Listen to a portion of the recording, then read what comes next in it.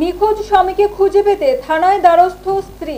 জানা গেছে, শ্রীনগর থানার অন্তর্গত মলয়নগর নেপালটিরা এলাকার বাসিন্দা দীপক দাস নামে এক ব্যক্তি আমতলী থানা এলাকার কাঁঠালতলির মায়া বেকারির সামনে থেকে নিখোঁজ হয়ে যায়। দীপক দাস পেশায় একজন বেকারি গাড়ি চালক ছিলেন। জানা গেছে, দীপক দাস গত সোমবার সকালে বেকারিতে যাওয়ার উদ্দেশ্যে বাড়ি থেকে বেরিয়ে যান, কিন্তু সেদিন সন্ধ্যা ঘনিয়ে রাত হলেও দীপক দাস বাড়ি ফিরে আসেননি। সোমবার রাতেও দীপক দাস বাড়িতে ফিরে না আসায় ওনার পরিবারের লোকজনদের মধ্যে দুশ্চিন্তা শুরু হয়ে যায়।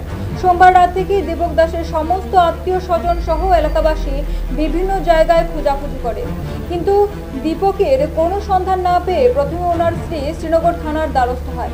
যেহেতু দীপক দাস আমতলী থানা এলাকার কাঁঠালতলি থেকে নিখোঁজ হয়েছে, তাই শ্রীনগর থানার পক্ষ থেকে দীপক দাসের স্ত্রীকে বলে দেওয়া হয় আমতলী থানায় বিষয়টি নিয়ে নিখোঁজ ডায়েরি করতে।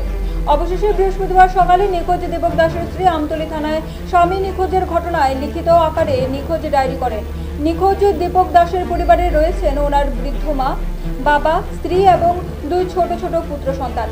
এদিন দীপক দাসের স্ত্রী চোখের জল ফেলতে ফেলতে স্বামীকে খুঁজে পাওয়ার আর্জি জানিয়েছেন।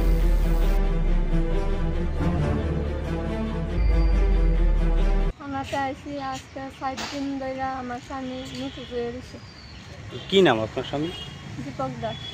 কি করে তাই? মায়া বেকারি গাড়ি চালা। আচ্ছা, মানে কোন জায়গা থেকে নিখোঁজ হয়েছে? এটা মায়া বেকারি তাইছে আয়াসেরা গাড়ি গুড়ি রাখিয়া তাই খুঁজে নিয়ে গেছে। মায়া বেকারি এটা কোন জায়গাতে? এটা আমতলি আর কাঁঠালতলিতে। তো মানে কোনো কি খোঁজ খবর পাওয়া গেছে না? না। তো আপনার ছেলে মেয়ে কয়জন? ছেলে 2 জন। এখন কোন থানাতে আইছেন? এখন আমতলি থানা। এখানে কি নিখোঁজ ডায়েরি করবেন? আপনার নাম? রূপালী দাস। আপনি কি চাইতেছেন এখন? এখন চাইতেছি আমার স্বামী যেমন সুস্থভাবে বাড়ি ফিরায়, এটুকুই আমি চাই। মানে আপনারা বাড়ি এমনিতে কোন জায়গাতে? মলয়নগর। আচ্ছা, মলয়নগর বাইপাস আর কি, নেপালি টিলা।